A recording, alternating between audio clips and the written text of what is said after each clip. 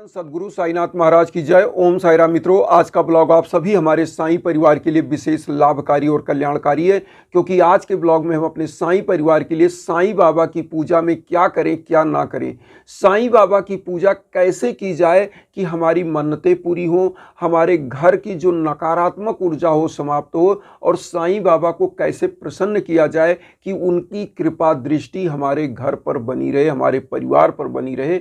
आज इस विधि को हम लेकर के आए हैं। और एक चीज और बता दें, आज के ब्लॉग में आप सभी लोगों को साईं बाबा के व्रत में क्या खाया जाए क्या ना खाया जाए, साईं बाबा की प्रतिमा को कैसे घर में रखा जाए कैसे ना रखा जाए, साईं बाबा की पूजा में क्या भोग लगना चाहिए, पूजा में क्या क्या लेकर बैठना चाहिए, डेली की पूजा में और गुरुवार की पूजा में, सब कुछ एक एक जानकारी आपको प्राप्त होगी। और साईं बाबा कैसे प्रसन्न होते हैं कि आपकी मनोकामनाएं पूरी होने लगती हैं, आपकी झोलियां भर जाती हैं। इस सभी चीज़ों की जानकारी हम आज इस ब्लॉग में लेकर के आए हैं, तो आप लोग ध्यान से सुने।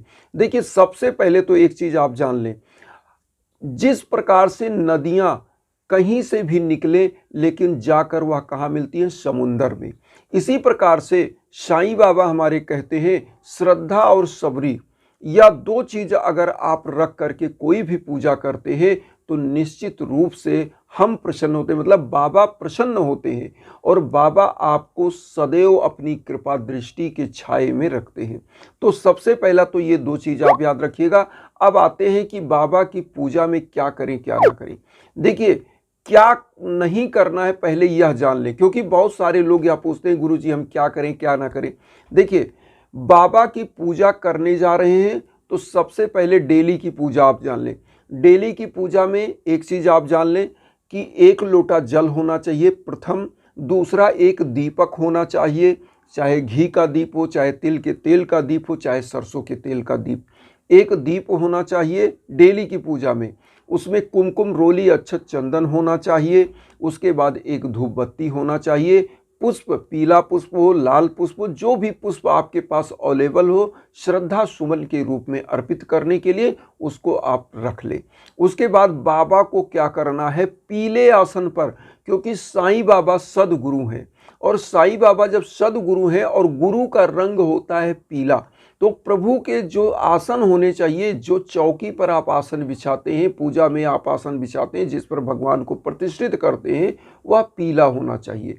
अब बाबा की पूजा में जैसे डेली का साईं चालीसा, साईं बावनी, 11 वचन, आरती, इतना तो इजी आप कर सकते हैं, तो इतना आप कर लीजिए।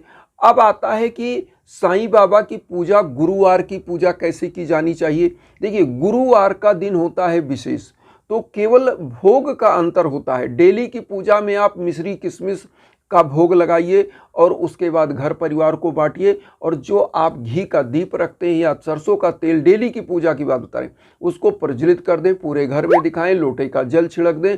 जो लोटे का जल उसमें कुछ है तो चरणामृत के रूप में भी लोगों को बांट सकते हैं, और घर परिवार में इस जल को छिड़कने के बाद अगर कुछ जल बचता है तो किसी तुलसी के पौधे में डाल दीजिए। इस जल को पवित्र जगहों पर ही डालना चाहिए। अब यहाँ पर आता है गुरुवार की पूजा में क्या करना है। गुरुवार की पूजा में भोग का अंतर है, जैसे यहाँ मिश्री किशमिश या कोई आप जो है ड्राई फ्रूट का जो है लगा सकते हैं भोग डेली की पूजा में, लेकिन गुरुवार की पूजा, क्योंकि बाबा को खिचड़ी अति प्रिय था, तो गुरुवार की पूजा में आप क्या करें कि बाबा को खिचड़ी का भोग लगाइए, और उसके बाद पूजा का विधान यही होना चाहिए। क्योंकि गुरुवार की पूजा स्पेशल इसलिए होती है कि गुरुवार का दिन भगवान साईं का दिन माना जाता है, हमारे सदगुरु का दिन माना जाता है, और गुरु का मतलब ही आप समझते हैं, गुरुवार मतलब थर्सडे, मतलब गुरुवार, गुरु का दिन होता है गुरुवार। तो इस दिन गुरु के रूप में बाबा की पूजा करिए, और उसके बाद इसमें साईं सच्चरित्र अगर आप स्टार्ट करना चाहते हैं, सप्ताह पारायण, तो वो कर सकते हैं। आप सप्ताह पारायण स्टार्ट करिए। साईं बाबा का व्रत स्टार्ट करना चाहते हैं तो गुरुवार से स्टार्ट कर सकते हैं। वो व्रत में क्या करना है वो भी हम शॉर्टकट बता दें। उसमें 1 रुपये का सिक्का, संकल्प सिक्का जो है पीले कपड़े में बांध दीजिए। बाबा के सम्मुख नहा धोकर रोली अक्षत चंदन बाबा को लगाइए और गंगा जल छिड़किए, और उसके बाद आप व्रत की कथा पढ़िए, और उसके बाद अपनी मनोकामनाएं, जितना व्रत आप रखना चाहें, 5, 7, 9, 11, 21, उतने व्रत का संकल्प ले लें और जब व्रत पूरा हो जाए तो कुछ गरीबों को जो है भोजन दान कराएं, उद्यापन कर दें, कुछ पुस्तकें बांट दें और उसके बाद आप क्या करें, वो 1 रुपए का सिक्का किसी मंदिर की दान पेटी में डाल दें। ये व्रत हो गया। इसी प्रकार से साईं सच्चरित्र का स्टार्ट कर सकते हैं। सप्ताह पारायण 7 दिन में एंड करना होता है, 1 वीक में आपको साईं सच्चरित्र, तो ये पूजा हो गया। ये चीज़ आपको करना चाहिए। अब यहाँ पर एक चीज़ और बताएं, बाबा की कोई भी पूजा अगर आप करते हैं, हम ये चीज़ जल्दी इसलिए बता रहे हैं, जल्दी कि देखिए ब्लॉग हो जाता है लंबा तो लोग देखना नहीं पसंद कर पाते हैं, क्योंकि उनको होता है क्या कि अगर कोई अनर्गल जानकारी होती है वहाँ जाके वह एंटरटेन कर लेंगे, लेकिन जो जानकारी पूर्ण चीज़ें होती वह नहीं देख पाते, उनके पास धैर्य नहीं होता है। तो इसीलिए हम कहते हैं श्रद्धा और सबरी 2 चीज़ हमेशा होनी चाहिए किसी भी चीज़ में। तो आगे आप जानिए कि अब यहाँ पर होता क्या, बाबा की कोई भी पूजा आप करते हैं परिपूर्ण कब होती है। बाबा की कोई भी पूजा करिए तो गरीब, दीन दुखियों, जानवरों को कभी भी सताइए नहीं और इन सभी को दान दक्षिणा, अन्नदान महादान, बाबा ने खुद साईं सच्चरित्र में यह चीज़ हेमाड पंत जी ने लिखा है कि अन्नदान को बाबा सबसे महत्वपूर्ण मानते थे। और बाबा खुद, आप सभी लोग अगर साईं सच्चरित्र पढ़ते हैं या बाबा के बारे में कुछ कहानी कथा सुना होगा, तो बाबा जो भी भिक्षाटन मांग के करते थे, लाते थे, वह बाबा क्या करते, खिचड़ी बनाकर लोगों में बांट देते थे या गरीबों में वह जो भी रखा रहता था वह बांट देते थे। तो इसी प्रकार से वह जब भी बाबा की आप पूजा कर रहे हैं तो जानवरों को उस बीच में, पहला नंबर पूजा के कभी भी जानवर अगर आ गया, कोई चीज़ आप खा रहे हैं या लिए हैं तो उसको भी खिलाइए। कोई चीज़ आप खा रहे हैं मान लीजिए और जानवर आपका मुंह देख रहा है, हो सकता है वह बाबा के रूप में ही हो, तो कुछ निवाला उसको भी दीजिए।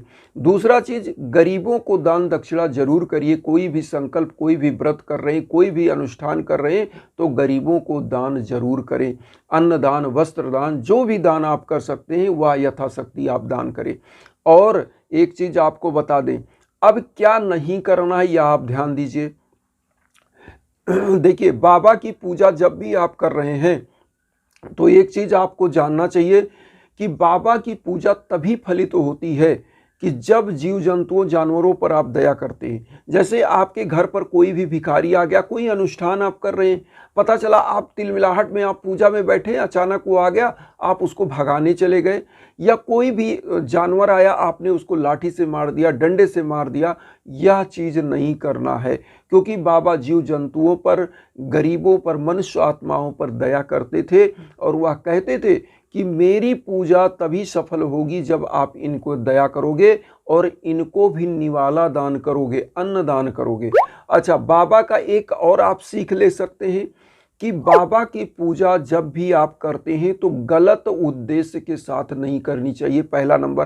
क्योंकि बाबा खुद दंड देते हैं, आप दंड मांग नहीं सकते। बाबा की पूजा किसी के गलत भावना रख करके पूजा नहीं करेंगे।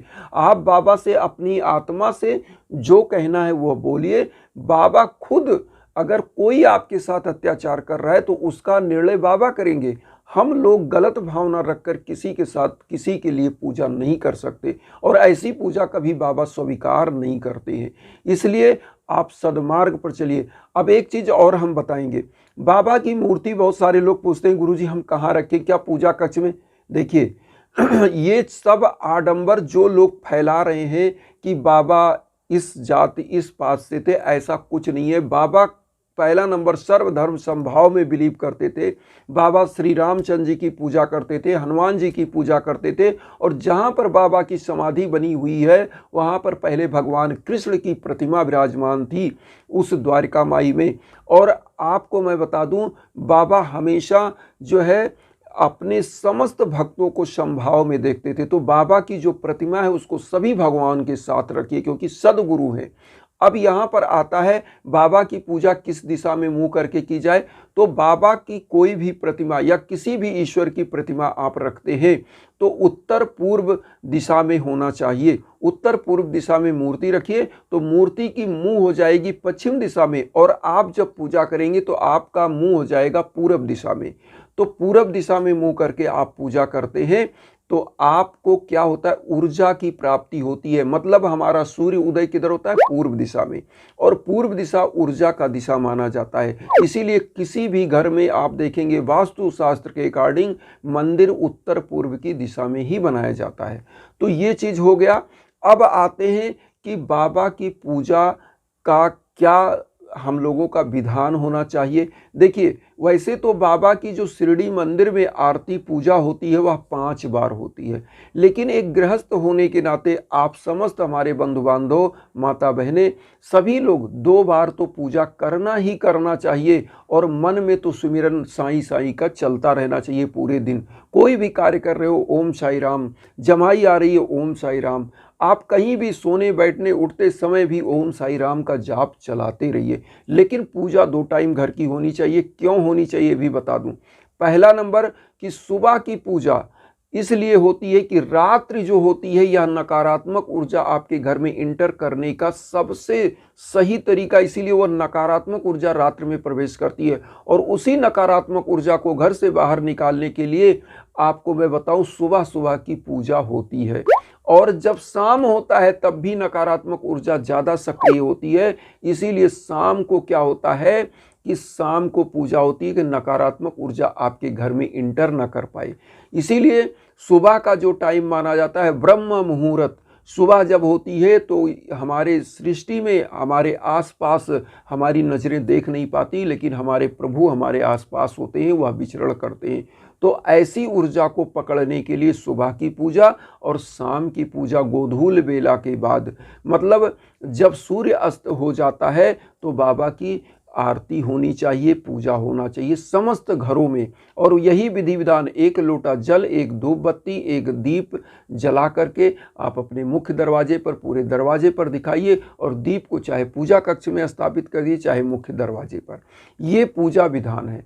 तो इस तरीके से अगर बाबा की पूजा की जाती है। अब यहाँ एक चीज़ और बता दे क्या नहीं करना है। एक चीज़ और, बहुत सारे लोग बाबा की मूर्ति रख लेते हैं और बहुत सारी मूर्तियाँ उनके घर में होती है, तो वो करते क्या हैं, ड्राइंग रूम में सजा दिया, पता चला मूर्ति पर धूल गर्दा सब कुछ पड़ रहा है, और पता चला एक मूर्ति कहीं दरवाजे पर रख दिया। तो ये गलत है। कहीं भी प्रभु की किसी भी देवता की मूर्ति को, किसी भी गुरु की मूर्ति का अपमान नहीं होना चाहिए। अगर आप मूर्ति नहीं रख सकते, किसी को दान दे दीजिए, जो नीडी है उनको दे दीजिए, किसी मंदिर में दे दीजिए, या कहीं पीपल वृक्ष के नीचे, अगर आप अपने घर में भी नहीं रख सकते तो किसी पीपल वृक्ष के नीचे रखवा दीजिए, या किसी बहते जल में प्रवाहित कर दीजिए। लेकिन अपमान मत करिए। ये बताइए, कोई आपका पिता हो और आपके पिता को कोई ले जाए धूल गर्दे में बैठा दे, तो आप अपमान बर्दाश्त करेंगे? कभी नहीं। तो इसी तरह से प्यार के साथ, प्रभु के साथ जब संबंध बनाते हैं तो आपकी मनोकामनाएं सिद्ध होती। इसलिए प्रभु की मूर्ति सजाने के लिए मत रखिए, पूजा के लिए रखिए। हम कहते हैं ड्राइंग रूम में भी रखते हैं तो वहाँ एक दीप जलाइए जरूर। क्योंकि जब मूर्ति को या किसी भी चीज को, किसी भी देव को आप गलत जगहों पर रख देते हो तो नकारात्मक ऊर्जा सक्रिय हो जाती है आपके घर में।